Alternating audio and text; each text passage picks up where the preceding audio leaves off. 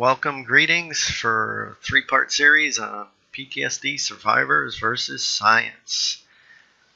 Okay, this is part 3. Let's recap parts 1 and 2. Part 1 basically focused on the history of women in hysteria from 1900 BC, where there was just a description of behavioral abnormalities in adult women.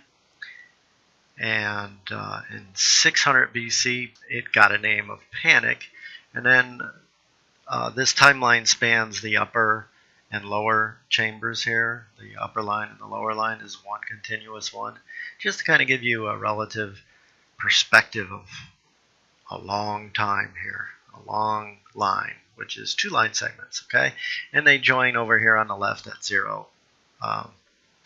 So from 1900 BC to 1980 AD, we have a lot of action at the last 130 years, maybe let's call it 230 years roughly, and that was the women, okay? And then in part 2, we have just that last portion of the line, kind of the last 130 years kind of blown up and extended a little bit from 1870 to 2020. And this part 2 focused on the history of men and war stress particularly. And then on the other upper left, there was 30 to 45 years separated, the women versus the men's symptoms from overlapping. And then in the 70s, men's war trauma and women's hysteria or rape trauma coincided. And the symptoms were starting to jive and gel and being very similar. So people put 2 and 2 together, and then the DSM-3 officially put it on the books as post-traumatic stress disease. It's considered now either a disorder or actually the last word being S, a syndrome. All right. So that's what I want to take a look at here, is the difference between these 2 years. This is really critical. On the far left here, the red box is showing that 30 to 45 years, these experiences were separated. So the chance of them coming together and being known was pretty slim. All right. And on the 70s, as discussed, the DSM-3, the experiences were coincident and put it on the books. So there you have the differences between men and women, basically parts 1 versus part 2. These 2 differences, and you had the yellow and the red box, yellow on the left and the red box, or the 2 red boxes here, is where the difference were experiences were separated on the left and congruent on the right. Now let's get into the differences between DSM-3 versus DSM-5. This is part 3, and let's focus on that. So I'm going to break this up into 2 parts for DSM-3. What the psychologists ended up putting on the books for determining post-traumatic stress was that in a threatening event involving the safety of the self or a loved one, where intense fear, terror, or helplessness was experienced, re-experiencing the event in dreams, recollections, or acting it out. Numbing responsiveness, diminishing interest in activities, feeling detached and estranged. Other symptoms, more than 2 of the following had to be available as well: hyperalertness, sleep disturbances, survivor guilt, avoiding activities of retriggering, intense reactions that triggered or mimicked the traumatic event, and memory impairment or difficulty concentrating. That's just one category, so I saved it for the end. Delayed reaction of the reenactment, recurrent intrusive dreams. They didn't have to happen immediately after the trauma.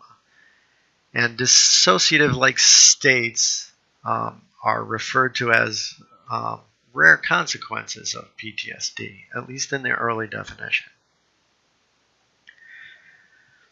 And let's compare that to the DSM-5. You can see a lot of the same things are here. They introduce categories with the letters here. So the first category is exposure to the traumatic event. directly experiencing it, witnessing it live, or hearing about a very traumatic experience of a family member. Finally, repeated exposures to extreme details, like for first responders, was also coming to the forefront. Group B, intrusions, you have more than one or more of these: dreams, recollections, reacting it out, whether the current situation merited it or not. Extended stress, reminiscent of the original trauma. Group C, persistent avoidance of memories, thoughts, feelings related to the trauma. People, places, objects, situations like the original trauma, or scenarios that would be very similar, being put in similar situations with similar groups of people, etc. Okay, part D, altered mood. You needed 2 or more of these. A traumatic event of the memory being vague or forgotten due to the dissociative amnesia.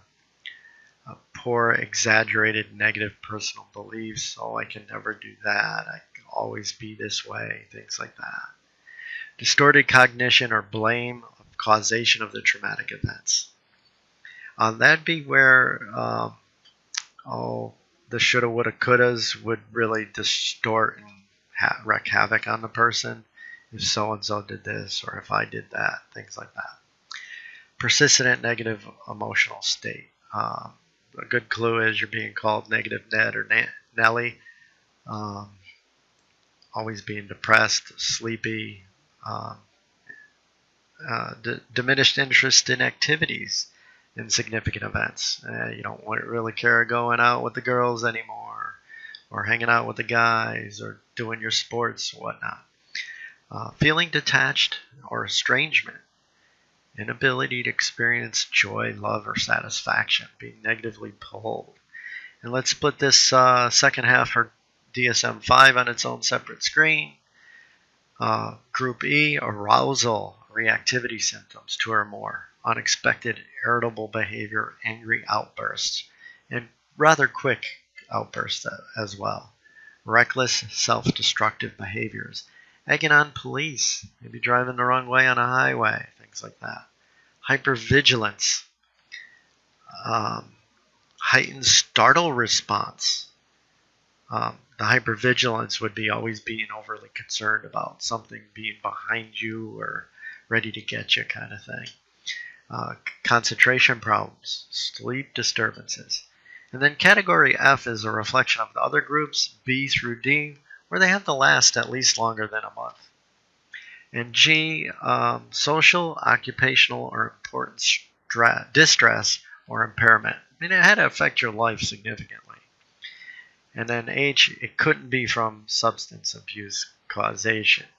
Now, didn't mean that there wasn't alcoholism or other behaviors needing, what do we call them, vices, habits, chronic habits, weren't always there as well, that relate to the avoidance of stress or the numbing, self-medicating, if you would. And then specifying dissociation features, if they were depersonalized or derealization, could be one or the other or both. And then specified if the delayed onset was 6 months after the traumatic event. So let's compare the two a little more side by side. So I have the DSM-3 in red. You can see the A group is very similar. And then B, re-experiencing, the dreams, recollections, reenactment. Those are pretty much the same. And then the numbing responsiveness and group C with persistence avoidance are very similar. And then the hyperarousal are in group D, maybe a little in group E. But the important thing to know is that then the DSM-5 new clarity starts to come by with this grouping effect. And at least they're putting some organization to it. And F and G further the conditions a little bit for the sake of, let's just say, categorization at this point. Okay, so let's look in just general terms. Okay, DSM-3 not too clearly defined, but it was not too decisive about the numbers and the categories or the durations of the symptoms. And you got to remember, it was the initial official documentation where, for the first time, men and women's anxieties are trying to be hammered into a diagnosis, if you would, whether it was wrongly called a disease or not properly a syndrome. And we can talk about or decide not to talk about why those things happened. Okay, and on DSM-5, it's more clearly defined in categories of symptoms, specifics on minimums number of symptoms and the durations thereof, and it requires important functional impairment. That's pretty much the major differences. Not an anxiety disease or disorder, but a stress, and I shouldn't say disorder, but more like a syndrome. Sorry, I didn't fix that. And the important thing that I wanted this series to do is that survivors have 3,920 years more experience. And science has just 33 years of fine-tuning what to call it. Both are important. Let's look at both timelines next. All right. The red timelines are for the women. All right. Negative or 1900 BC. Through 0 to the left, and on the bottom the red line continues from 0, coincident points on the left side, top and bottom, all the way to 1980 on the far right. And the blue line in the far lower right corner is expanded about 50 times and plopped right down smack dab center to kind of show that crazy history that we've kind of gone over a little bit. All right, so you can see to the left of that blue line on the bottom is that red line where there's a few coincident points where the women had hysteria kind of coming to the scene. But that orange line to the start of the blue line is about 30 to 45 years, so to speak, all right? And where the symptoms for the men and the women were separated. Okay, and that's kind of where we're showing here, calling out the differences on the prior screen. And the men and women really coincided with the 60s revolution of sex, drugs, rock and roll, and then the returning Vietnam veterans. The symptoms being congruent, a lot of therapists and psychologists kind of were saying, hey, I'm seeing a pattern here between the men and the women. Well, maybe we should put them in as one category. And the thing to remember is that survivors on those two red lines that we kind of got rid of, they had 3,920 years of experiencing this craziness with delayed reactions, avoidance, all those craziness things that science has started to put language to in categorization for whatever. But that's 119 times more experience than definition. I just want that to sink in and give you a little more perspective on that. Okay, and teaser alert, what happened between 1965 and 2016?